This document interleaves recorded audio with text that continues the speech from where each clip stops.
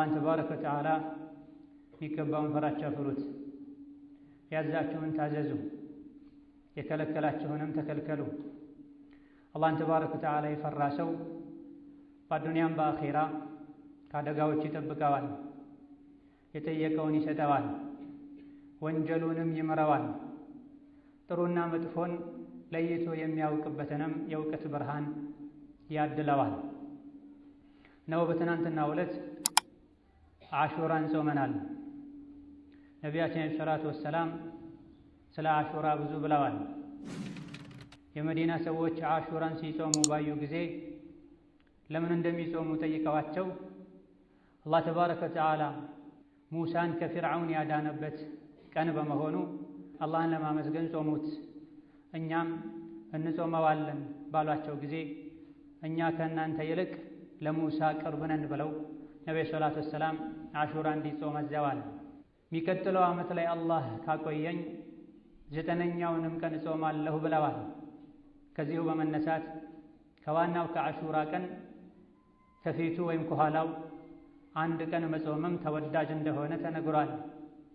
የአሹራን ቀን የጾመ ሰው የዓመት ወንጀሉን አላህ እንደሚሰርዝለትም በትክክለኛ ሐዲስ ነቢያችን ዓለይሂ ሰላቱ ወሰላም ነግረውናል። ከነዚህና መሰል በአሹራ ዙሪያ ከተነገሩ ነቢያዊ ሐዲሶች የምንወስዳቸው ትምህርቶች፣ ቁም ነገሮች አሉ።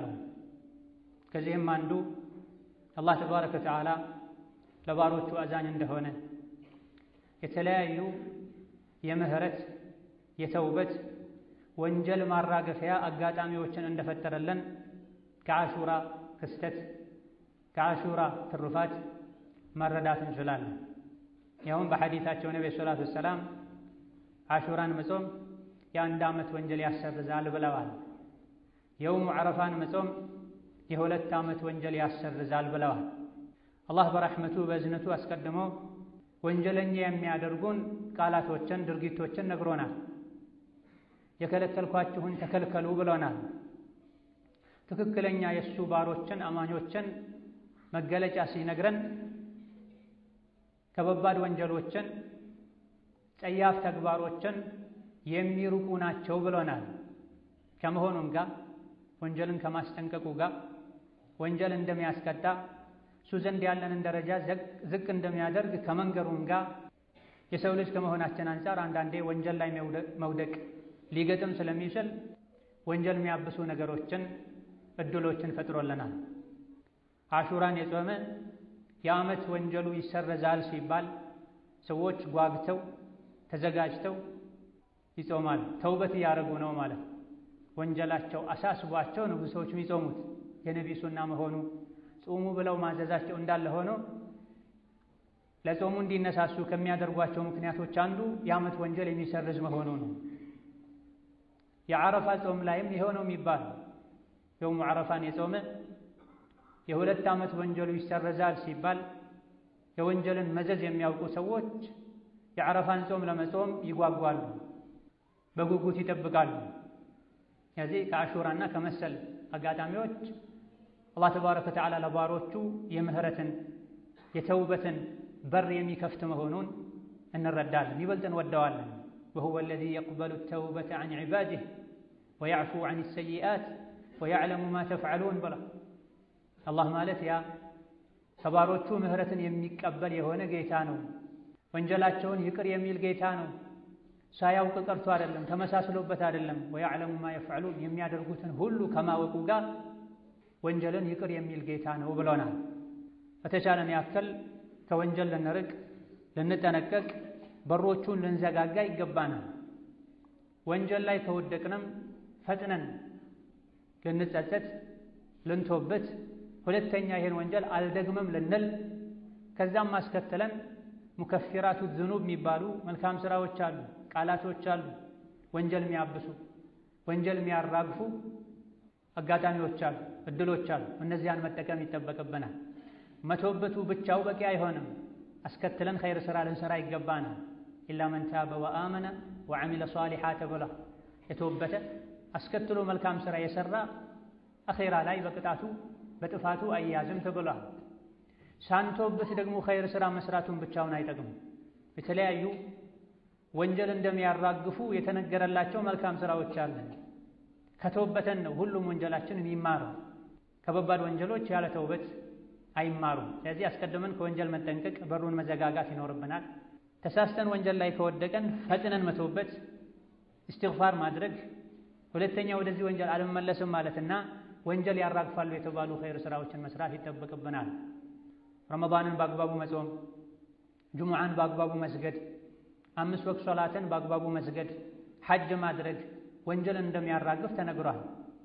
የተለያዩ በየጊዜው ልናገኛቸው የምንችላቸው ቀላል የሆኑ ወንጀል ማራገፊያ ዒባዳዎች አሉ።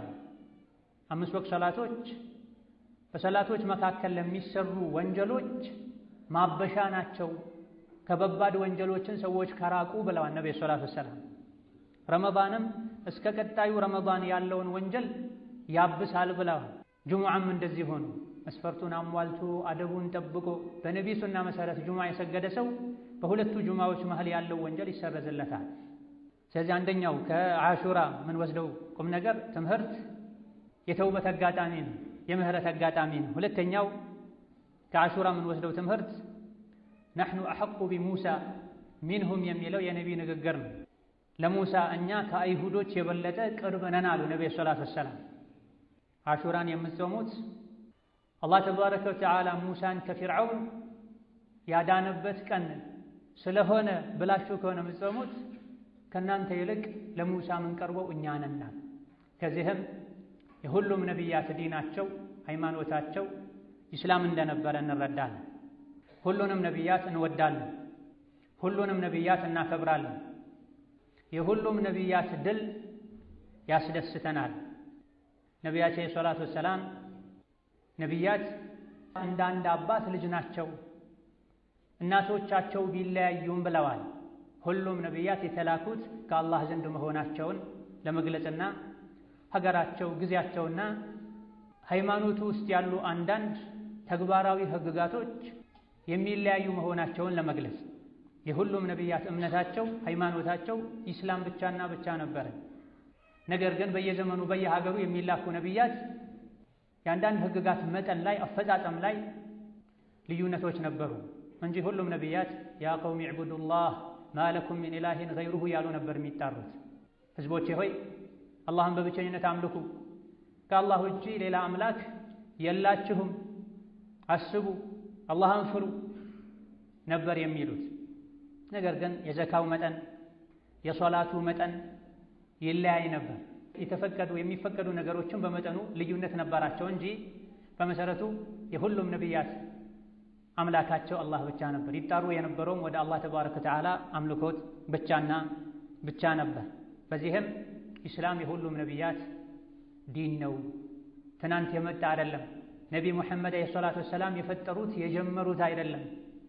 ከነቢ ሙሐመድ በፊት የነበሩት የዒሳ፣ የሙሳ፣ የኢስማዒል፣ የኢብራሂም፣ የኑሕ፣ የአደም ከዛም በፊት የመላይኮች ዲን ነው።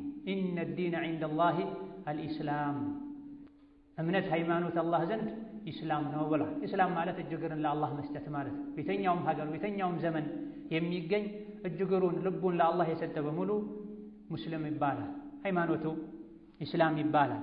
እስላምን ከሌሎች የሚለየውም አንድ ነጥብ ይሄ ነው። ሁሉም ነቢያት የአላህ ባሪያ ናቸው፣ ወደ አላህ የሚጣሩ ናቸው። ሁሉንም ነቢያት እንወዳለን፣ ሁሉንም ነቢያት እናከብራለን። አንዱን ወደን አክብረን ሌላኛውን ነቢይ አንንቅም።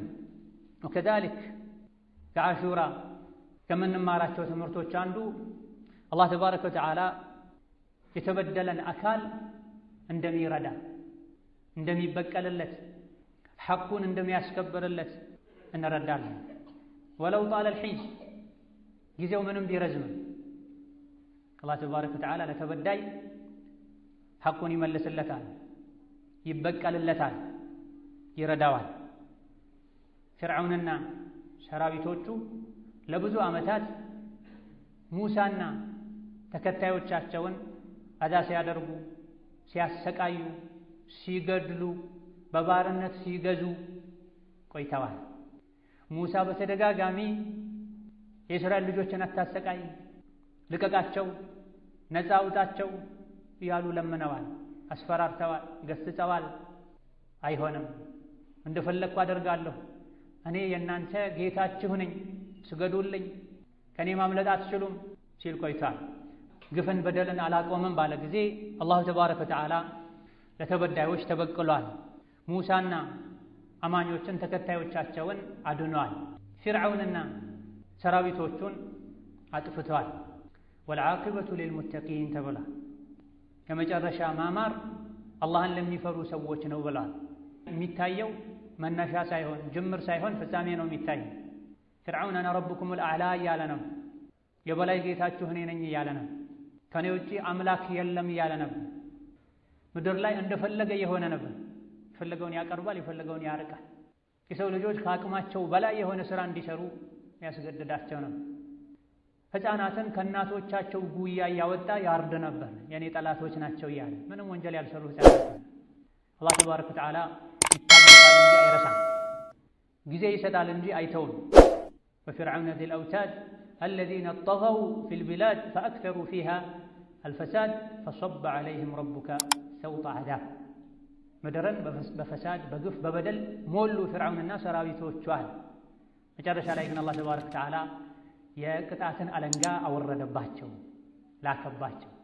ከዋናው ቅጣት በፊትም ብዙ ቅጣቶችን፣ ስቃዮችን አይተዋል፣ ተአምሮችን አይተዋል። ነገር ግን አልተገሰጹም፣ አልተማሩም። መጨረሻ ላይ አላህ ፍርዓውንን ረዳቶቹን አጥፍቶ ደካማ የነበሩ ምን ታመጣላችሁ ሲባሉ የነበሩ ሙሳና ተከታዮቹን ነፃ አውጥቷል። ወኑሪዱ አን ነሙነ ዐለ አለዚነ እስቱድዒፉ ፊል አርድ ወነጅዐለሁም አኢመህ ወነጅዐለሁም አልዋሪሲን። አቅመ ደካማ የነበሩ ተበዳይ የነበሩ ተጨቋኝ የነበሩ ሰዎችን ጸጋችንን ልንሰጣቸው የበላይ ልናደርጋቸው እንፈልጋለን። ፍርዓውንን፣ ሃማንን፣ ረዳቶቹን፣ አማካሪዎቹን ልናሳንስ አቅመ ደካማ መሆናቸውን ልናሳይ እንፈልጋለን ብሏል። ይሄን አድርጎታል አላህ ተባረከ ወተዓላ። የሙሳ ተከታዮች ለሙሳ ተበደለን፣ ተሰቃየን፣ ካንተ መምጣት በፊትም ነቢይ ከመሆነ በፊትም ነቢይ ከሆንክ በኋላም እየተበደለን ነው፣ አዛ እየተደረገን ነው ባሏቸው ጊዜ ታገሱ፣ ሰብር አድርጉ፣ ምድር የአላህ ናት፣ ከባሮቹ ውስጥ እሱ ለፈለጋቸው ሰዎች ምድርን ያወርሳል፣ የፍጻሜ ማማር አላህን ለሚፈሩት ነው ብሏቸዋል። በሁለት ነገር መክረዋቸዋል። አላህ እንዲፈሩና እንዲሰብሩ፣ ተስፋ እንዲያደርጉ። አላህን ተስፋ ያደረገ በሱ የተመካ አላህ ይበቃዋል፣ ከጭንቅ ይገላግለዋል፣ የተመኘውን ያሳካለታል፣ ከፈራው ነገር ያድነዋልና ፊርዓውን ባህር ውስጥ ሰምጧል እስከነ ሰራዊቶቹ። ሙሳ ተከታዮቻቸው በሰላም ባህሩን ተሻግረው እንደፈለጉ በነፃነት መኖር ችለዋል። በዚህም አላህ ተባረከ ወተዓላ የተበደሉ ሰዎችን እንደሚረዳ፣ የተበደሉት እንደሚበቀል፣ በሱ መንገድ ላይ ታግሰው የሚጓዙን የበላይ እንደሚያደርግ፣ ዲኑን እንደሚረዳ በግልጽ አሳይቶናል። አሹራን ባስታወሰን ቁጥር ይህን ልናስታውስ ይገባናል።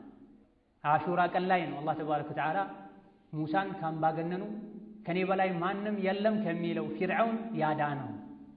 ወከዛሊክ የተበደለ ማንኛውም ሰው አላህ እንደሚያድነው ሊያውቅ ይገባዋል። አዑዙ ቢላሂ ሚነ ሸይጣኒ ረጂም ወቃለ ሙሳ ሊቀውሚሂ እስተዒኑ ቢላሂ ወስቢሩ ኢነል አርደ ሊላሂ ዩሪሱሃ መን የሻኡ ሚን ዒባዲሂ ወልዓቂበቱ ሊልሙተቂን جعلني الله وإياكم من المتقين وبارك لي ولكم في القرآن العظيم ونفعني وإياكم بما فيه من الآيات والذكر الحكيم أقول ما تسمعون وأستغفر الله لي ولكم ولسائر المسلمين من كل ذنب وخطيئة فاستغفروه إنه هو الغفور الرحيم.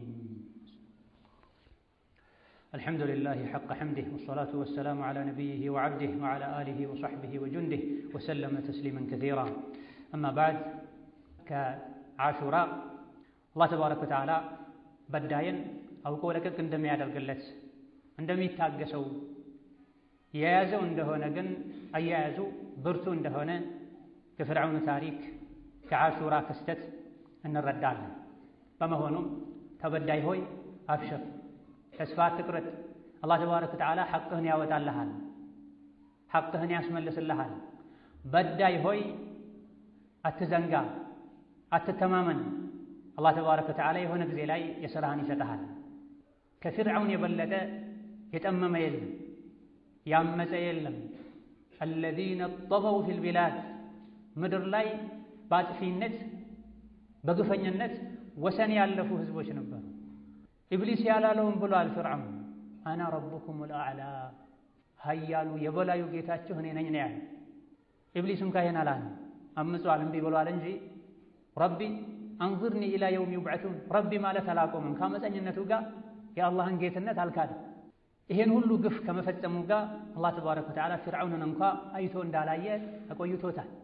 ሙሳ እንኳ ዱዓ አድርገው ወዲያው ዱዓቸውን ሰምቶ ፊርዓውንን አላጠፋም። ዱዓውን ተቀብያለሁ፣ ጊዜውን ጠብቆ ይፈጸማል፣ አንተ መንገድህ ላይ ቀጥል ነው ያላቸው። ለዛ አላህ ተባረከ ወተዓላ በዳይን ግፈኛን ለቀቅ ያደርግለታል፣ አይቶ እንዳላይ ያሳልፈዋል። ይህ ማለት አላህ ሳያውቅ ቀርቶ ሊመስለው አይገባም። ጥፋት ላይ ሳይሆን ቀርቶ ሊመስለው አይገባም። አላህ እንደ ሰዎች አይደለም፣ አይቸኩልም። በመሆኑም በዳይ አላህ ያየው እየሰማው እንደሆነ ሊያውቅ ሊነቃ ሊጠነቀቅ ይገባዋል። ተበዳይ አላህ አለልኝ ዛሬ ነገ ከጭንቄ ይገላግለኛል ካለሁበት መከራ ያወጣኛል ሊል ይገባዋል። በዳይ ፊርዓውንን እንኳ አላህ ቶሎ አላጠፋም ዛሬ ነገ ሊያጠፋኝ ይችላል ያለ ሊሰጋ ሊታቀብ ይገባዋል። ተበዳይ ሙሳና ተከታዮቹ እንኳ ለረጅም ጊዜ ተሰቃይተዋል። ምድር ጠባቸዋለች፣ በሰላም መኖር አልቻሉም። ታስረዋል፣ ተገርፈዋል፣ ተገድለዋል። ኋላ ላይ ግን አላህ ገላግሏቸው ባህር ላይ መንገድ ፈጥሮላቸው ማንም ሊጋፈጠው የማይችለውን ፊርዓውንን ተደብቀው ወጥተዋል። ከኋላ ተከትሏቸው መጥቶ እስከነ ሰራዊቱ ከፊት ለፊታቸው ባህር ከኋላቸው ፊርዓውን ሲገጥሟቸው ኢና ለሙድረኩን ብለዋል አማኞች። ተያዘን አለቀልን። በኢማን በተወኩል የተሞሉት ሙሳ ከላ በጭራሽ አንያዝም አንሸነፍም፣ ኢነ መዕየ ረቢ ሰያህዲን ጌታዬ አለ ከኔ ጋር ይመራኛል፣ መውጫን ያበጅልኛል ብላ ፊት ለፊታቸው የነበረውን ባህር ያለ መርከብ መሻገር እንዲችሉ በያዝከው በትር ባህሩን መታ አድርግ ተብለዋል። ባህሩን ሲመቱ 12 መንገድ ተፈጥሮላቸዋል። ደረቅ ይሆን በሰላም እየተራመዱ ተሻግረዋል። ለሙሳ ለተከታዮቻቸው የባህር ማዕበል ላይ ደረቅ መንገድን የፈጠረው ጌታ አላህ ዙሪያዬን ከከበቡኝ ጭንቅና መከራዎች መውጫ መንገድ ያበጅልኛል ብለን መተማመን እንዳለብን ከአሹራ ቅሷ ከአሹራ ታሪክ ልንማር ይገባናል። ከዚህ መከራና ስቃይ አውጥቶም እንደምንም ብላችሁ ኑሯችሁን ግፉ አላላቸው። የሶብር መጨረሻው ያማረ ምድርን አላህ ተባረከ ወተዓላ ለነሱ ሰጥቷቸዋል። ወአውረትና القوم الذين كانوا يستضعفون مشارق الأرض ومغاربها ትናንት በሰላም እንኳን ንጹህ አየር የተነፈሱ እንዳይራመዱባት ሲከለከሉ የነበረችውን ምድር ሀገርን በሙሉ ለሙሳና ለተከታዮቹ አላህ ተባረከ ወተዓላ ሰጥቷቸዋል። ያበሰሉትን ሳይበሉ ጠፍተዋል፣ የዘሩትን ሳያጭዱ ሞተዋል። ለሌላ ሰዎች አወረስናቸው ብለዋል አላህ ተባረከ ወተዓላ። የፍርዓውንን የህዝቦቹን ሀብት ንብረት ይዞታቸውን መሬታቸውን በሶብር በትዕግስት ዱንያም አኺራ ላይ ያማረ ፍጻሜ ማግኘት እንደሚቻል እንረዳለን። ወሀከዛ ከአሹራ ክስተት ታሪክ ከምንማራቸው ቁም ነገሮች ሌላኛው አላህን ተባረከ ወተዓላ ማመስገን ይገባናል። ይኸውም የነቢዩን ሱና ለመከተል በመብቃታችን። አሹራን በተመለከተ መስመር የለቀቁ 2 ቡድኖች አሉ። አይሁዶች የአሹራን ቀን በመጠጣት በመደነስ በመጨፈር ያሳልፉታል። ይህ ወንጀል ነው። በተቃራኒው ደግሞ ራፊዳ የሚባሉ የነቢዩን ሶሓባ የሚጠሉ ሺዓ የሚል ስያሜ ያላቸው የሳቱ አንጃዎች ደግሞ የአሹራን ቀን በማልቀስ ራሳቸውን በስለት በመምታት በመውጋት ደም በማፍሰስ በሐዘን ያሳልፉት። ጥርት ያለው መንገድ የነቢ መንገድ አለይሂ ሰላቱ ወሰላም አሹራን ጹሙ ብለው አዘውናል።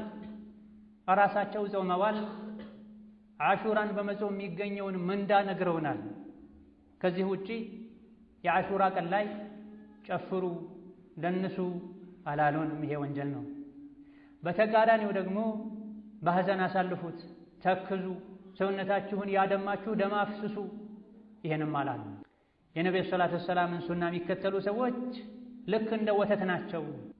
ከላም ሆድ ውስጥ ከፈርስና ከደም መሃል ጥርት ያለ ወተት እንደሚወጣው ሁሉ ከተለያዩ የተሳሳቱ አካሄዶች ውስጥ ጥርት ያለ የነቢዩን ሱና የሚከተሉ ሰዎች አሉ። ከነሱ አላህ ያድርገን። አሹራ ላይም ይሄን ነው የምናየው። ከፊሎች ሸሪዓ በማይፈቅደው መልኩ ነቢያት ባላዘዙት መልኩ እየጨፈሩ እየሰከሩ፣ ከፊሎች ደግሞ እያነቡ እያለቀሱ እያዘኑ ያውም የተከበረውን የሰውን ልጅ ሰውነት በስለት እየወጉ እያቆሰሉ ከአዋቂ አልፎ ሕፃናትን ጭምር በሰንሰለት እየገረፉ ደም ያፈሳሉ ሺዓዎች። ይሄ ሁሉ ከነቢይ የተገኘ አይደለም። ከዚህ ሁሉ አድኖ ነቢይ ያስተማሩትን ሱናውን ብቻ ተከትለን እንድንሄድ አላህ ስላደረገን አላህን እናመሰግነው ይገባናል። ይህ ላይም ልንጸና ይገባናል። ብዙ መስራት ሳይሆን አላህ ዘንድ የሚያስከብረው የሚያሸልመው የሚሰሩት ሥራ በነቢዩ ሱና መሰረት መሆኑ ነው። አራተኛውና የመጨረሻው ከአሹራ የምንማረው ከነቢዩ ሱና ያፈነገጡ የራቁ ስሜታቸውን የሚከተሉ ሰዎችን፣ አይሁዶችን፣ ካፍሮችን መቃረን እንዳለብን እንማራለን። ካፍሮችን ከአላህ ዘንድ የመጡ ነቢያትን መከተል ትተው ስሜታቸውን የሚከተሉ ሰዎችን መከተል መተው፣ እነሱን መቃረን አንድ ራሱን የቻለ የሸሪዓ ዓላማ ነው፣ ተፈላጊ ነገር ነው። ከተራ ነገሮች አልፎ በመሰረቱ በተፈቀደ በሚወደድ ተግባር ላይ በጾም ላይ እንኳ አይሁዶችን እንድንኻልፍ ነቢ አዘውናል፣ መክረውናል። በመሰረቱ አሹራ ከጥንት ጀምሮ ይታወቃል። የመካ ሰዎችም ይጾማሉ። አይሻ እንደተናገሩት ከማ ፊ ሶሒሕ መካ ላይ ሆነው እንኳ ነቢዩ አሹራ ይጾሙ ነበር። መዲና ሲመጡ ግን የመዲና ሰዎች በጀማዓ በጋራ ለየት ባለ መልኩ ሲጾሙት ሲያዩ አዲስ ሆኖባቸው ጠይቀው ምክንያቱን ሲነግሯቸው ሙሳ የዳነበት ቀን ነው ለዛ ነው የምንጾመው ሲሏቸው ለየት ባለ መልኩ በተጨማሪ እንዲጾም አዘዋል። ግዴታም እንደነበረ ተነግሯል መጀመሪያ ላይ ረመዳን ግዴታ ከመደረጉ በፊት። በዚህ መልኩ ዒባዳ ከመሆኑ ጋር ሙሳ የጾሙት ከመሆኑ ጋር አይሁዶች ኋላ ላይ መስመር ከመልቀቃቸው ጋር የሚታወቁበት ተግባር በሆነ ጊዜ የሚቀጥለውን ዓመት አላህ ካደረሰኝ 9ኛውንም ቀን እጾማለሁ አሉ።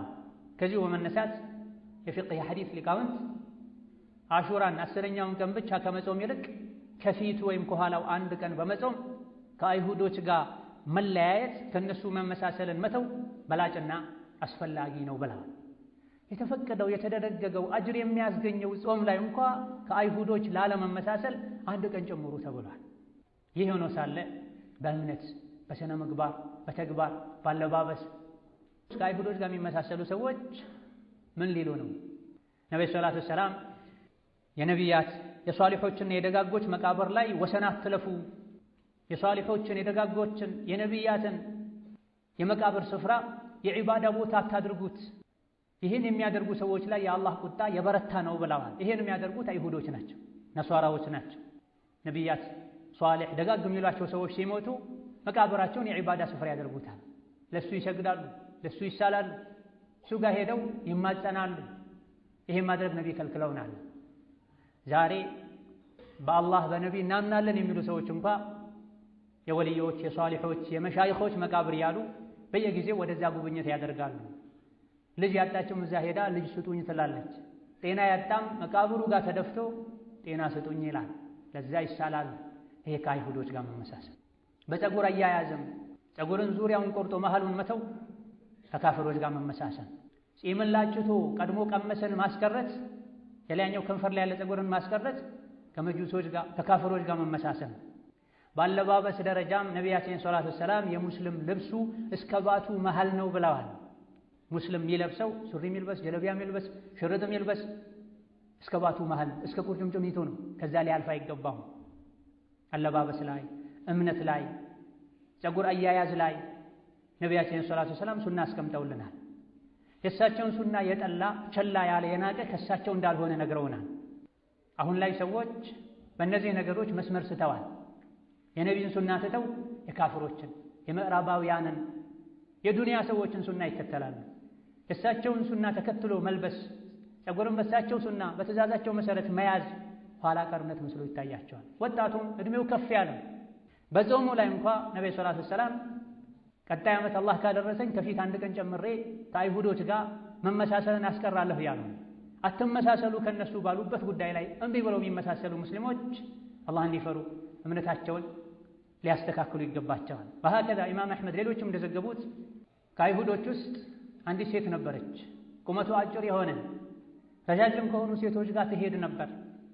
ከነሱ በቁመት ማጠሯ አሳፍሯት ከእንጨት ረዥም ጫማ አሰርታ ከነሱ እኩል ሆነች። እነሱን መናቅ ጀመረች ተብሏል። ከፍ ያለ ጫማ አድርጎ የሰውነት እንቅስቃሴ እንዲቀየር ማድረግም የአይሁዶች ሱና ነው። ሙስሊም ሴት ከፍ ያለ ጫማ፣ ድምፅ የሚያሰማ ጫማ ሽቶ ተቀባብቶ ተኳኩሎ መውጣትም የአይሁዶች ሱና ነው። ይህችው ሴት ኢማም አሕመድ በዘገቡት ሐዲስ ላይ እንዳለው ሚስክ የሚባል ሽቶ የተሞላበትን ቀለበት አሰርታ በሄደችበት ሁሉ ከሷ በየጊዜው አዳዲስ ሽቶ እንዲወጣ አድርጋለች። የነቢዩን ሰለላሁ ዐለይሂ ወሰለም ሱና ልናውቅ በሱናቸው በዲናችን ልንኮራ በሄድንበት ሁሉ ማንነታችንን ልንጠብቅ በማንነታችን ልንኮራ ይገባል።